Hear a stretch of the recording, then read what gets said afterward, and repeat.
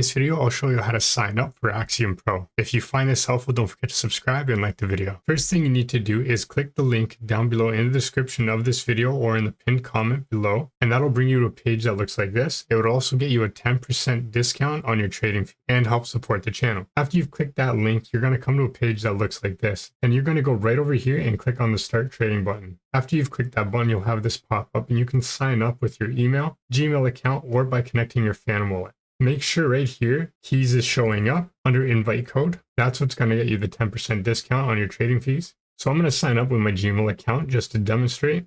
Hit next, enter in your Gmail password. Next again, do my two-step verification. After you've done that, you're going to have this pop up, which is your recovery key.